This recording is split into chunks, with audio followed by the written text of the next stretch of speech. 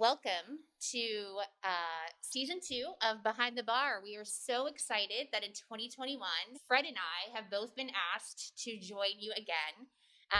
This time, we're going to do things a little bit differently. We are going to actually, instead of discussing Academy history, the building, the architecture, past performances, we're going to talk about our future and the wonderful organizations that are part of the Academy now. We have 6 resident companies. One of them is the Lynchburg Symphony Orchestra. So today I have 2 wonderful people representing the Lynchburg Symphony Orchestra with us. The first, down 2 people from me, is Mike Lewis, the executive director. Hi, Mike. Thank you for joining. Hey, how are you? And David Glover, who is the music director and conductor.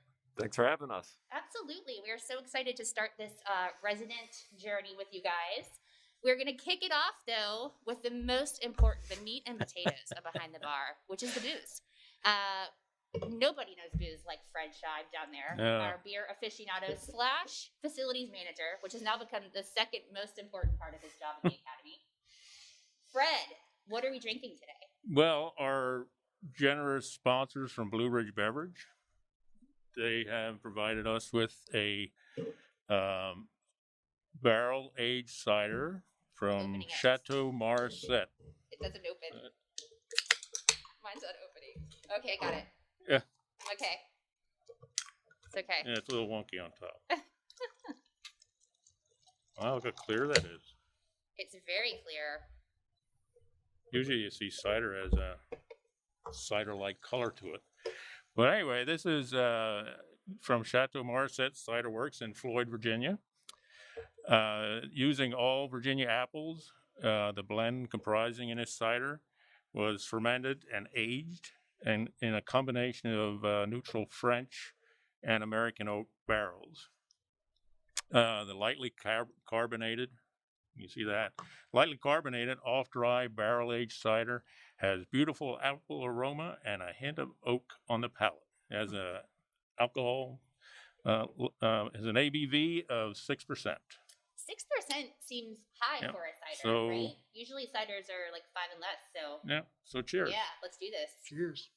All right, the removal of the mask approved because we're drinking and eating. Not eating, drinking. Boy, that is interesting. That's good. It is dry, too. Or very dry. Yep. Oh, I actually really like this. Off dry. Yeah. So. I don't always like ciders, but I am a Prosecco person. It's my preferred. I like bubbly, so this kind of has that, like, obviously it's not Prosecco, but well, a lot of people know it's bubbly. It's bubbly. A lot of people know Chateau Marset for their wine, including me, with My Dog Blue, and those famous wines. But this is the first cider I've had from them. It's actually pretty good. Very nice. Yes. And it's in a tall boy, so bonus. There you are. We always look for maximum, don't we, Fred? So enjoy. We are so happy to have both of you. LSO has had a journey with us in this COVID world, right? You guys just recently had a performance on the books, and unfortunately, it was canceled. And it had Santa Claus in it, so I was devastated, of course. But you have some really exciting things upcoming, and we're going to finish off this 2020-2021 season. So we'd love to hear more about maybe what it was like having to pull things together through COVID to make your October performance happen with us, and a little bit about your upcoming May performance. So. Sure. Well, it certainly has been quite a journey. And I'd like to say in the COVID world, everything we do takes 3 times as much work as it would have done, as it would have taken if we had everything normal. So it's definitely been just a lot of hours. Yes. The logistics, just, everything is a lot, but we've adapted well, I think, using smaller musicians, using different types of instruments to reduce the risk of aerosols, different types of programming, different length concerts, sometimes different venues are going outdoors just to make sure that we keep doing concerts and that we're able to keep our schedule somewhat similar to what it would have been if things were normal. Well, I know Mike had brought up you guys, aside from just doing, so we did do an October concert that was in a post-COVID time. Yep. And it was successful and very well done and orchestrated. Some mandates changed, which made December difficult. But I know that you guys have been doing a lot of other things in our community. So talk a little bit about some of the other fun and really, I think the good thing about, well, not the good thing about COVID, but one thing that has come from COVID is these organizations like yourselves have gotten very creative. So talk about some of those creative things. Well, 2020 was a year of making lemonade out of lemons, no doubt. And we made a lot of lemonade. Interestingly enough, January of 2020 was when I began as executive director, having retired, quote unquote, from the business world. Been in Lynchburg since 1985, primarily in the media industry, but also some time with the Chamber of Commerce, now the Lynchburg Business Alliance, and retired to find myself a position like this with a local nonprofit in the performing arts. And this came along. So January of last year, I started, and boy, we were on top. We had a great concert January at the end of that month here at the Academy, where we had some Broadway performers come. And we were rolling and just saw nothing but great things ahead. And then, of course, then COVID happened. But in addition to having the general 4 concerts per year here at the Academy, which is how a lot of people know us, and that's pretty much how a lot of people thought of us only, was they put on 4 concerts a year at the Academy. We were already thinking back in January of last year about how do we expand the brand, if you will? How do we get music into the community in other ways? How do we broaden our audience? So COVID, as you said, kind of forced us to do that a little more creatively, a little more directly than what we planned. But we found ourselves doing things during the past year, such as doing outdoor concerts. We call them window concerts at local senior living communities for those folks who couldn't come out and we couldn't perform for them. We had traditionally done for years a show and tell, if you will, in the local city, the Lynchburg City Schools, where we would take musicians in, they would play some instruments, talk about the instruments, talk about the music, and it was educational, show and tell. Well, we couldn't do that because the schools were closed when we would normally do that. So we pivoted from that into creating a series of educational videos that we then shared with all of the schools in the area, not just Lynchburg City, but all of the surrounding counties, and broadened the message quite a bit. So that was very successful, and we're planning to do that again this year. We already have that in our plans that are coming up for 2021. So lots of things like that. We've also collaborated with folks like D-Day, the D-Day Memorial, to provide some music for some things, some projects they had. And we've had a couple of small outdoor socially distanced concerts that are no substitute at all for a full house here at the Academy. There's nothing that replaces that. But we have done a few things to try to, as I like to say, keep bringing music into the community. And like David said, everything takes 3 times longer than it normally does. So you do some of those, but not as many as you would like to be able to do. So outside of that, I know that you guys are just said you're going to work on some spring programming as well. Let's talk a little bit about May.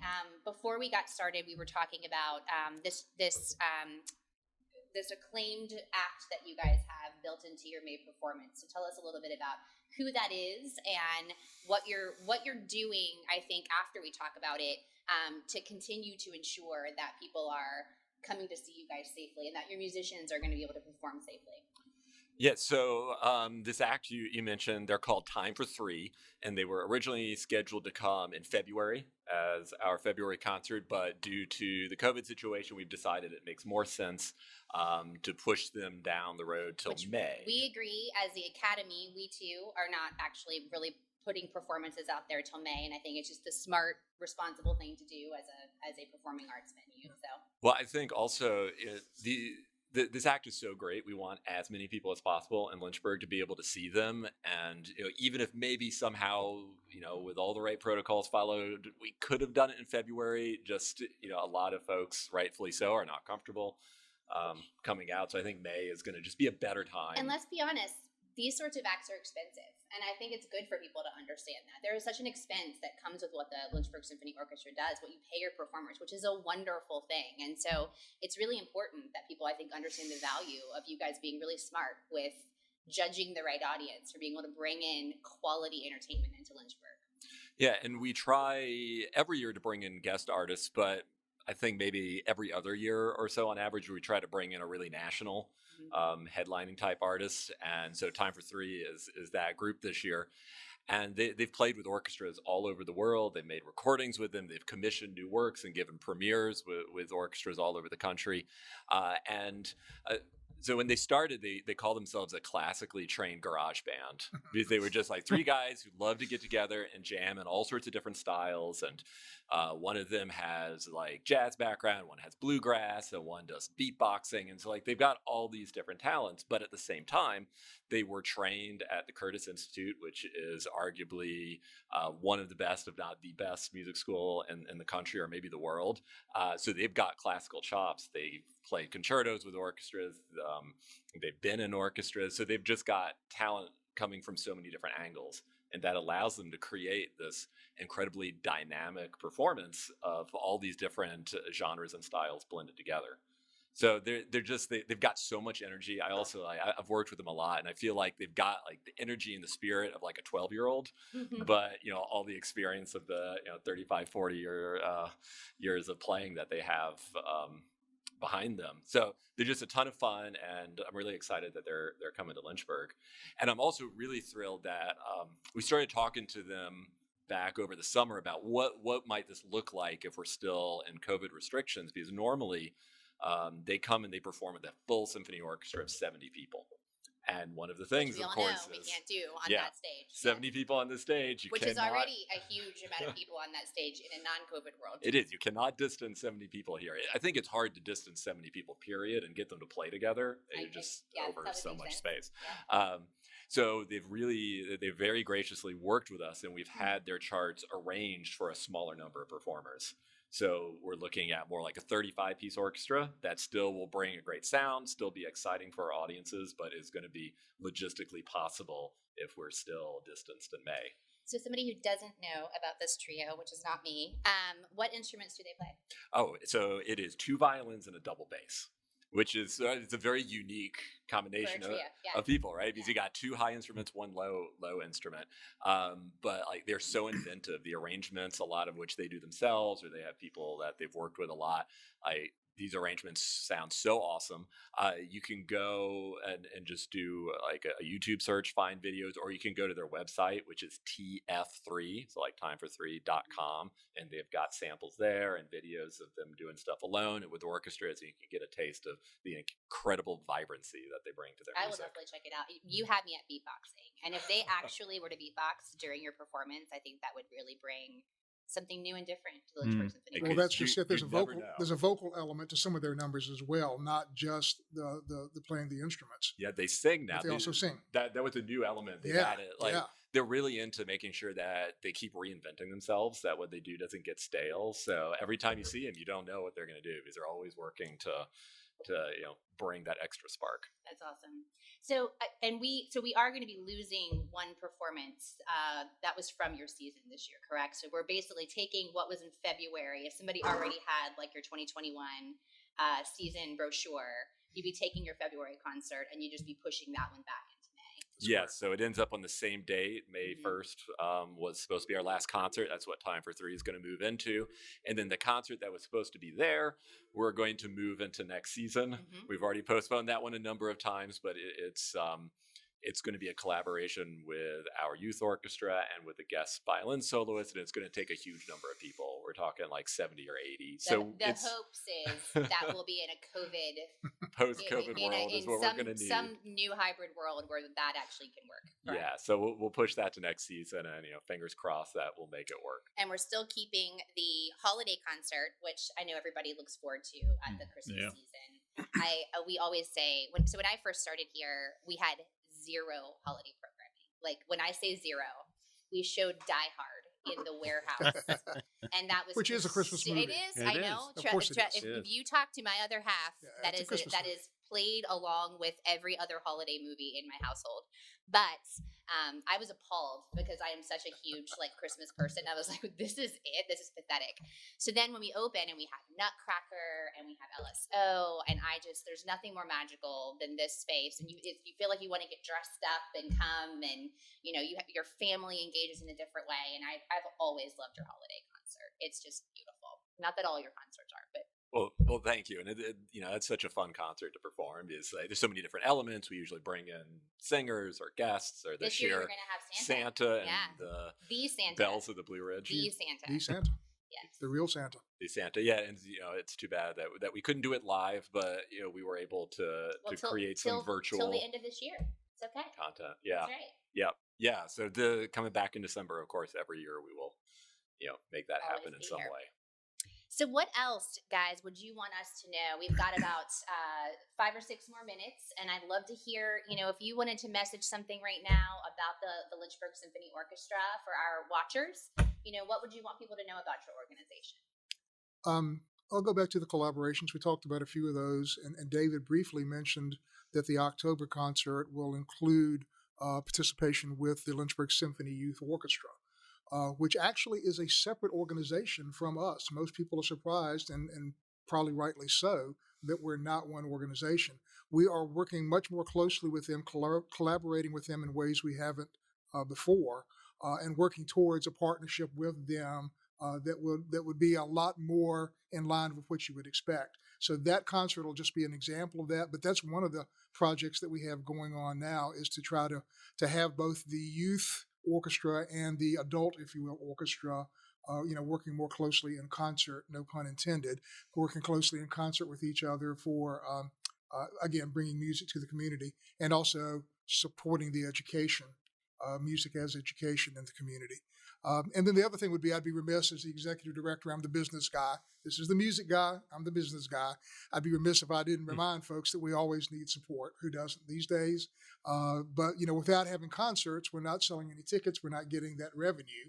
And so like everyone else, and you can give me an amen whenever you want to. Amen. Yeah, like everybody else, we rely on this wonderful community of ours for both corporate and individual support, whether it's sponsorships or donations.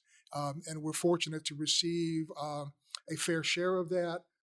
But again, as we go forward and try to grow our operations, anyone else who would like to support us, it's easy to do. Just go to our website, lynchburgsymphony.org. And there's a button you can click on there and make it happen. So thanks to those who do support us. And, just as we kind of kick off this series, for people who don't know, the Academy has 6 resident companies. The orchestra is one of them. We have worked as an organization to be able to discount our rates so that these wonderful organizations have a home here at the Academy. We want these organizations performing at the Academy. These are what actually make up the Academy, to be honest. And so it's been wonderful being able to kind of go on this journey of opening this theater and having all of these organizations that are local have a place where they can have a home and feel like they can do what they do very, very best. So I super appreciate you guys coming on. Did you have anything else you wanted to mention? Actually, before we do, this is good. Yes, it is. I really like this. Is nice. As a Prosecco drinker, I do. It feels Prosecco. You can actually taste the barrel aging. Prosecco is a word. Yeah. I think I just invented Prosecco. Prosecco made from apples. Yeah, but it's divine, and it's good stuff. I needed this today at 2:00. I don't know about you guys, but I was having a rough morning, so couldn't be happier. Yeah. So let's hear it for cider. Cheers. Cheers. Cheers. COVID cheers, everyone, which means we just raise it in front of us so we don't actually clink. Yep. And enjoy another sip, because this is very good cider and should definitely be tasted. Excellent. Fred, anything else on that note? No, that's good beverage and good talk. Yes. Mm-hmm. Well, guys, we so appreciate having you, and we look forward to May when we get some people back in this beautiful theater. I can't wait. Great. Thanks. Thank you. Thank you. And that's it.